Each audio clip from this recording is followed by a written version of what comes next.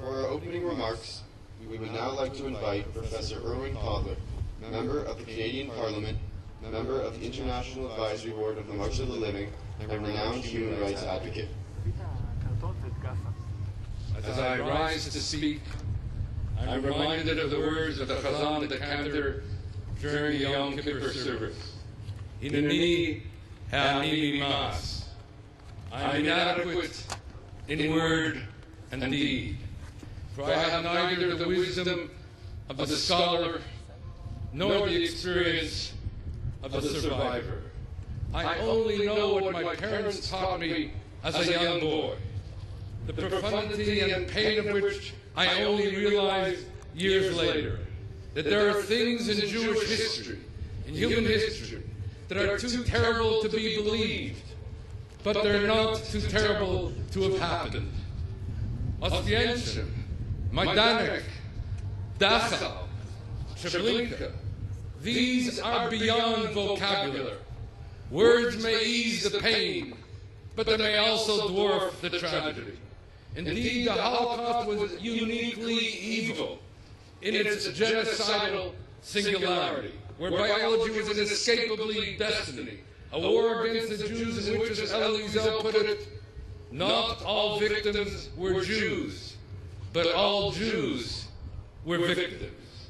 Indeed, we meet at an important moment of remembrance and a reminder, of public witness and public warning. In the aftermath of the 60th anniversary of the Genocide Convention, spoken of sometimes as the Never Again Convention, but which has been violated again and again, on the occasion of the 15th anniversary of the genocide in Rwanda, the unspeakable genocide in Rwanda, unspeakable because it was preventable. Nobody can say that we did not know.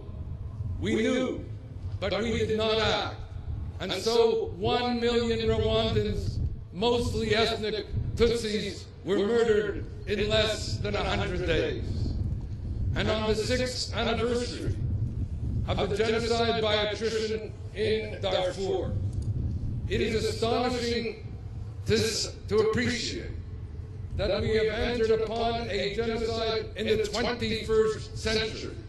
The crime whose name we should even shudder to mention, genocide, is now in its 6th year of a slow-motion genocide. And so on this anniversary of anniversaries, we must ask ourselves, what have we learned and what must we do? The first lesson is the importance of Zachor, of remembrance itself. For if we remember the 6 million Jewish victims of the Shoah, defamed, demonized, and dehumanized as prologue and justification for their mass murder, we have to understand that the mass murder of 6 million Jews, of 1.5 million children amongst them, of millions of non-Jews, is not a matter of abstract statistics. For as we say on Yom Hashoah, everywhere around the world, unto each person there's a name. Each person is an identity. Each person is a universe. As our sages tell us, Hametzil Adam Achad, Ki'ilu Hitzil Olam Kulo.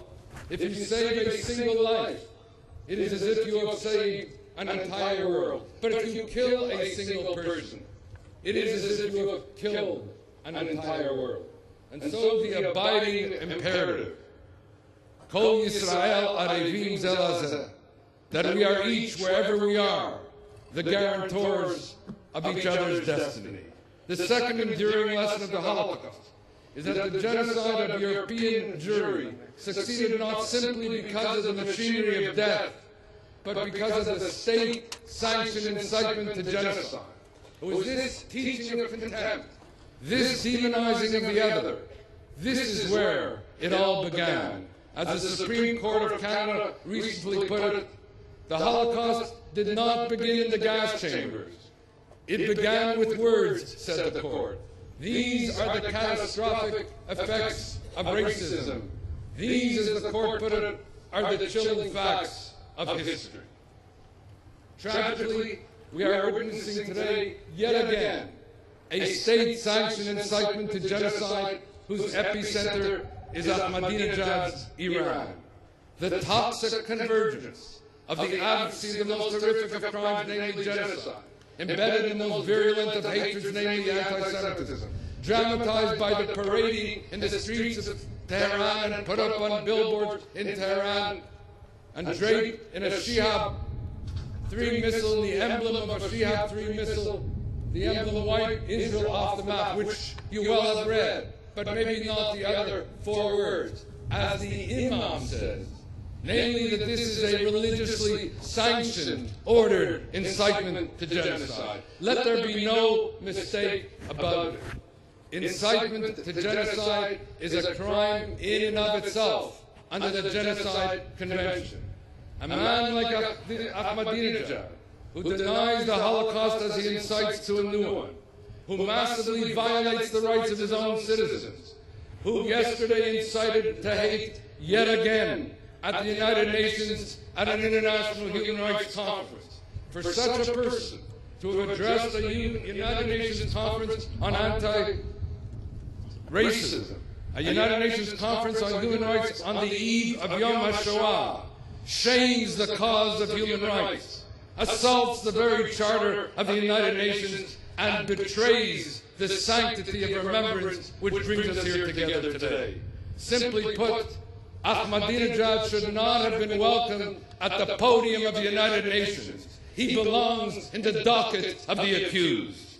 Third lesson, the dangers of indifference, the conspiracies of silence, the consequences of inaction, the bystanders, the accomplices that made the Shoah possible. As Elie Wiesel, my Rebbe, put it, indifference always means coming down on the side of the victimizer, never on the side of the victim. And may I close with a word to the survivors of the Holocaust. For you are the true heroes of humanity. You have witnessed and endured the worst of inhumanity.